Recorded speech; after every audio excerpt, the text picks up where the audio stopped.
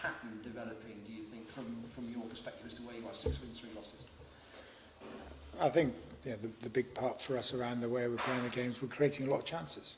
And that was trying to move the ball from all over the field. And we're able to dominate possession, we're able to dominate territory, but we're probably not scoring as many tries as we want to. I think we've got 35 tries so far this season, and we've been moving the ball well, but just our accuracy in the final third is an area we need to improve.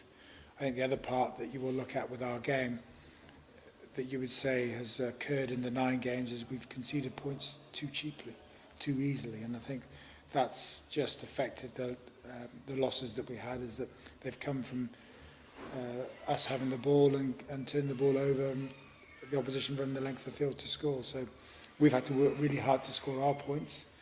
We've not made the opposition work that hard to score theirs. I heard a lovely phrase the other day that rugby is a game of errors. Effectively, it's what you don't do that decides it. I mean, would you obviously go along with that? Well, I'd rather have it the other way. Is what you do is it means that you do take control of the game, and I think that's what we have to look at is what we do, and that's where we're trying to take the players.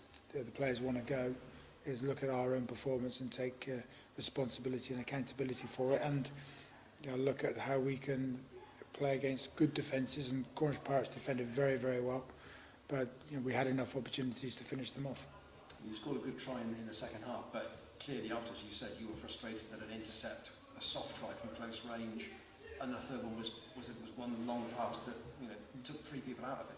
Yeah, and that's where we are at the moment, and it's important for us to keep playing this way, to understand how to break down really good defences. And Cornish Pirates, they've made a lot of tackles against us, not missed many. They made a lot of tackles, and we were able to open them up. But you've got to be able to take your chances when they're on offer.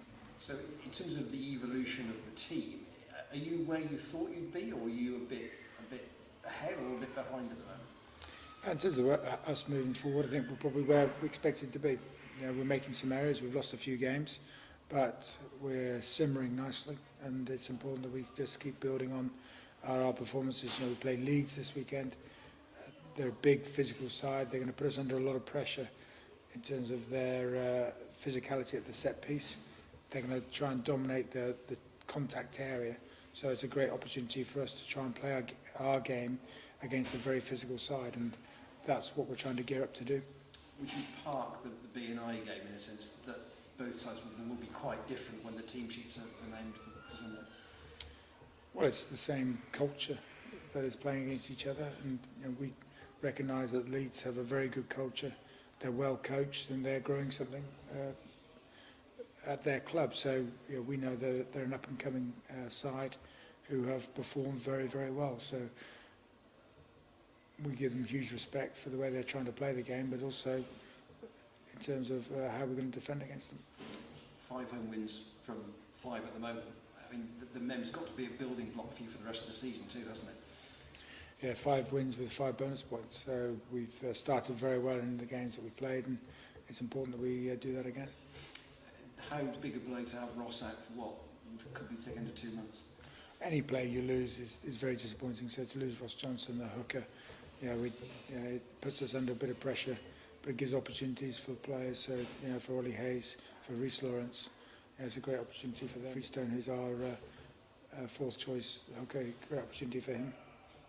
In terms of bringing Luke Baldwin in, what was the thinking in terms of why you wanted him? Because this isn't a short-term arrangement. You're going to bring him in for a 2-year contract, I think, when he actually arrives again. He's a good young player. I've been tracking him for quite a while. He's 23 years of age, so he fits the type of player that we're looking to bring into the club.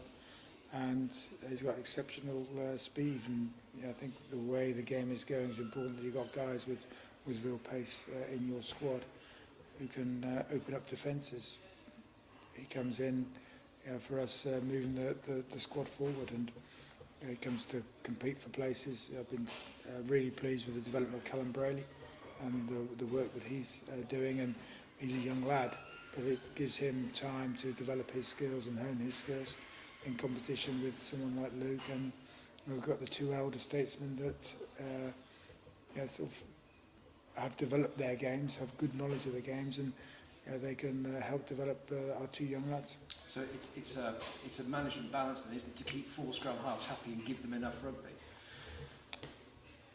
You have that competition in the back row, you have that competition in the second row. That's part of the game, is that if you perform, you will get selected. So the guys have to understand that if they get a chance, they've got to take their chance, because there'll be somebody else who's very good knocking at the door, who's desperate for that chance as well. What news of George Watkins' injury? George will be back this week. He had a head knock last week, so it was right to take him out, and he'll be raring to go this week.